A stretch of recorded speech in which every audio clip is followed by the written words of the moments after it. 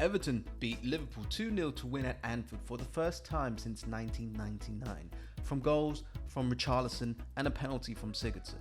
Coming up in this video, how did Liverpool lose with 72% of the possession? And what tactics did Ancelotti deploy, and why did he go with those tactics? And at the end, I'll reveal who I gave the player of the game to. Coming up.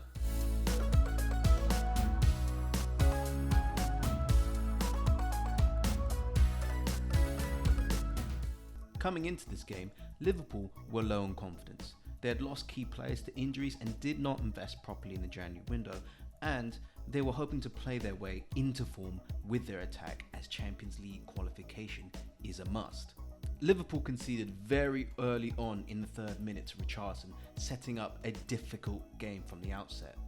From a throw-in, Liverpool had enough players back to deal with the ball and initially cleared the ball with a header from Henderson. But notice Everton players creating a pin to make sure they have enough players back to deal with the ball being played into the Liverpool forwards, but can pounce on Liverpool if they do win the ball. And that is exactly what occurred. Kabak deals with the second ball fine, but it's the Liverpool midfield trio that didn't deal with it, and in my opinion, none of them had the defensive instincts that, for example, Henderson would have had to make sure that they don't get caught out. Here, Kabak is caught in two minds whether to press James, but ends up not doing it and then is not marking Richarlison, who is in on goal. Add to that, and an injury to Henderson made things even tougher. So how did Liverpool build up to initiate attacks hoping to equalise? In the initial build-up, Alisson, with the two centre-backs and Wijnaldum dropping deep, came in to form a quartet to outnumber any of Everton's pressing. Both Robertson and Trent Alexander-Arnold were encouraged to push up very high so that they could form 5 men up front. Firmino would drop deep in between the lines, hoping to create interplay with Mane and Salah. But this is where I thought Liverpool and Firmino struggled and couldn't really get back into the game.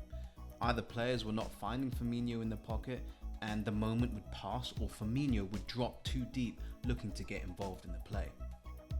Everton, on the other hand, came prepared and set up in a 5-3-2 to match Liverpool exactly in their attacking formation.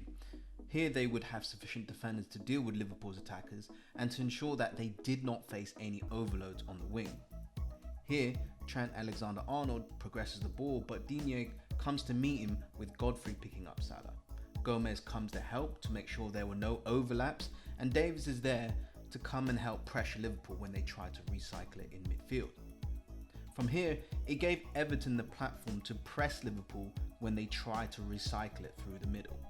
Richarlison and Rodriguez would come in and squeeze into any Liverpool player in midfield, which would force Liverpool backwards.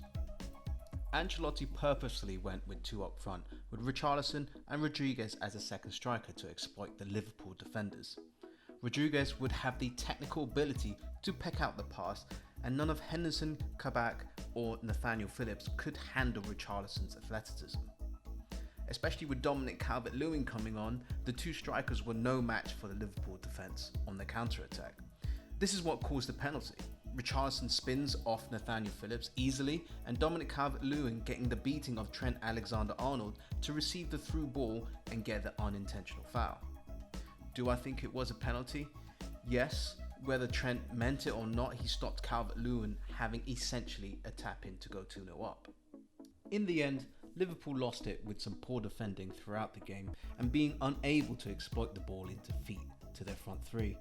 Ancelotti was tactically astute, knowing how to frustrate Liverpool and make sure they could track back and press the Liverpool attackers. And playing two up front to exploit the Liverpool defenders throughout the game, where the passing was incisive when it needed to be. For my player of the game, I'm going with James Rodriguez today. Only on for 62 minutes, but his influence was huge. He had a pass completion of 88% and was the only Everton player who didn't lose the ball and had that extra quality in the final third to set up the goal for Richarlison. He also made 3 tackles and generated 2 interceptions, which was great on the defensive end as well. But what did you guys think? What did you notice, and what were your main conclusions from it? Did you think it was a penalty as well, and should it have been a red card? How are Everton performing, and what is next for Liverpool? That's all for today from Fickle Sports.